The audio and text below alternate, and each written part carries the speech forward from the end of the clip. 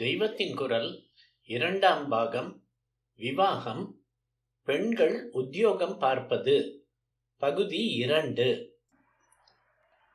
பெண்கள் உத்தியோகம் பார்ப்பதால் பொருளாதார ரீதியிலேயே உண்டாகியிருக்கிற ஒரு அனர்த்தத்தை யாரும் கவனித்ததாக தெரியவில்லை. எம்ப்ளாய்மெண்ட் ப்ராப்ளம், வேலையின்மை பிரச்சனையைத்தான் சொல்கிறேன்.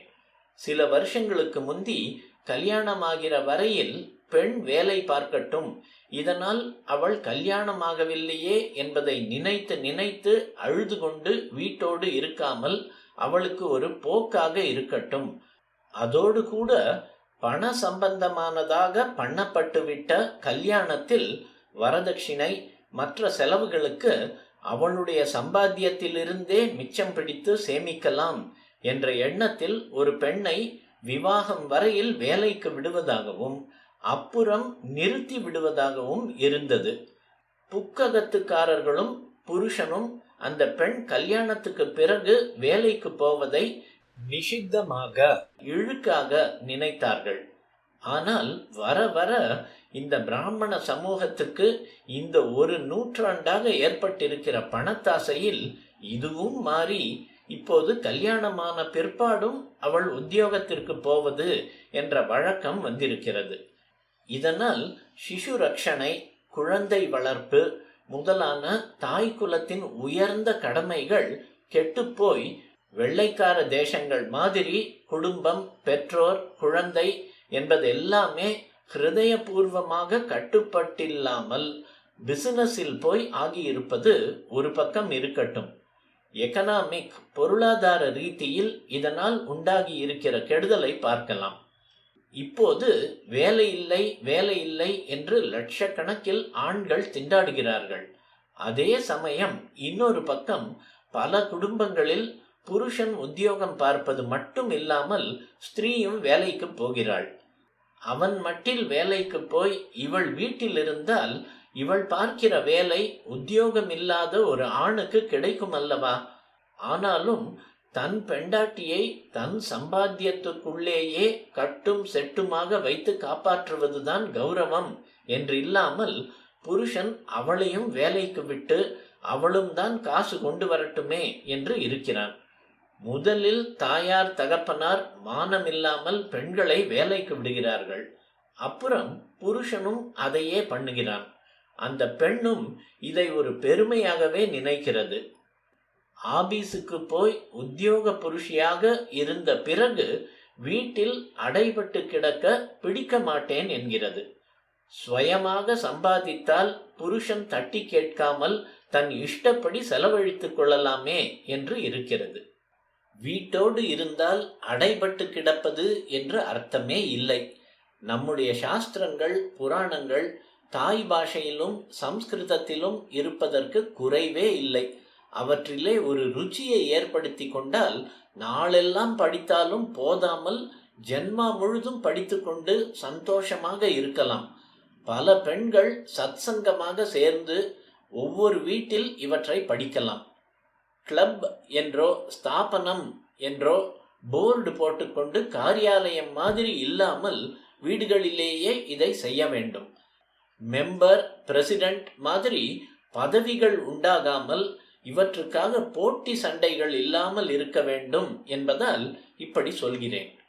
இதோடு கூட மடம், ஆலயம் முதலியவற்றுக்காக சுத்தமான மஞ்சள் குங்குமம் பண்ணி கொடுப்பது, முனை முறியாத அக்ஷதை பொறுக்கி கொடுப்பது போன்ற காரியங்களை செய்தால் பெரிய சமூக தொண்டாகவும் இருக்கும். ஸ்திரீத்துவம், பெண்மை என்ற உயர்ந்த சரக்கு பறிபோகாமலே இப்படிப்பட்ட சத்காரியங்களை பண்ணி வந்தால் வீட்டோடு இருப்பது அடைபட்டிருப்பதாக இருக்காது. ஆத்ம சுதந்திரத்துக்கு வழியாக ஆனந்தமாகவே இருக்கும். ஸ்திரீத்துவத்தையும் இழந்து கொண்டு துராசைகளை பெருக்கி கொண்டு உத்தியோகத்திற்கு போவதை விட இதுதான் ஸ்ரேயஸ். சுவாபாவிகமாகவும் இயல்பாகவும் பெண்களுக்கு எடுத்தது இதுவே. வீட்டில் அடைபட்டில்லை என்று ஆபீஸுக்கு போவதால் எத்தனை தப்புகளுக்கு இடம் கொடுத்து போகிறது.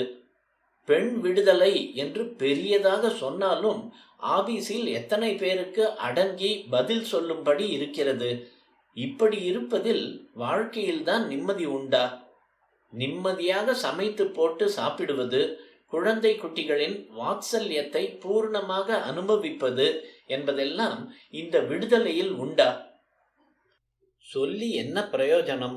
அவரவர்க்கும் சுயநலம் என்று அவரவரும் நினைத்து கொண்டிருக்கிற ஒன்றுதான் முக்கியமாக இருக்கிறதே தவிர, சமூகத்தில் பிறத்தியார் கஷ்டப்பட நாம் காரணமாய் இருக்கக்கூடாது என்ற நியாய உணர்ச்சி கொஞ்சம் கூட இல்லை.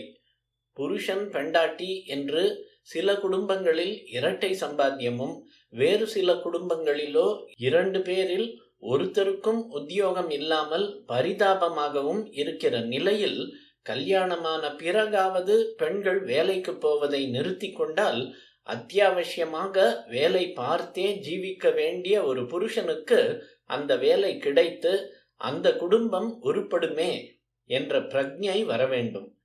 பெண்களை சரிசமம் பண்ணுகிறோம் என்கிறவர்களும் இந்த விஷயத்தை கவனிக்க வேண்டும். சரிநிகர் சமம் என்கிற வாதம் எதில் வரலாம், எதில் வரக்கூடாது என்ற வியவஸ்தையே இக்காலத்தில் தெரியவில்லை. ஒவ்வொன்றும் ஒரு விதமாக இருக்க வேண்டும். அப்படித்தான் பிரபஞ்ச வாழ்க்கை ஏற்படுத்தப்பட்டிருக்கிறது. எல்லாம் ஒரே விதமாக ஆக வேண்டும், அதுதான் சரிசமம் என்ற வாதமே அடியோடு தப்பு. அப்படி ஆக்கினால் இயற்கையான வாழ்க்கை முறையே பாழாகிவிடும். ஒன்றொன்றும் இயற்கைப்படி சமூகத்தின் மொத்த வாழ்வுக்கு அனுகூலமாக எப்படி இருக்க வேண்டுமோ அப்படி இருப்பதுதான் அதற்கு நிறைவு. அதிலேதான் அதற்கு நிஜமான சௌக்கியம் உண்டு. இந்த நிறைவை விட்டுவிட்டு செயற்கையாக சமத்துவம் என்று ஒன்றை ஏற்படுத்தி கொண்டு அதற்காக ஓடுவதில் இண்டிவிஜுவலாகவும் தனி நபர் அளவிலும் நிஜமான நிறைவு அவரவர்க்கு உண்டாவதில்லை. குடும்பம், சமூகம் இவற்றின் வாழ்க்கையும் இதனால் கெட்டே போகிறது. இயற்கைப்படி பெண்கள் தானே பிள்ளை பெற வேண்டும் என்று வைத்திருக்கிறது. நாம் எவ்வளவு சமத்துவ சண்டை போட்டாலும் அதை மாற்ற முடியாதல்லவா? பிள்ளையை பெற்றவளே அதை ஸ்வரக்ஷனை பண்ணுவது, அதற்காக கிரகலக்ஷ்மியாக இருப்பது என்பதுதான் பெண்களுக்கு சுவாபாவிக நேச்சுரல் தர்மம். அதை பண்ணுவதால் அவர்களுக்கு ஒரு குறைவும் இல்லை, அதை விட்டதால் உயர்வும் இல்லை. அதனால் சமப்படுத்துகிற பேச்சுக்கு இங்கே அர்த்தமே இல்லை.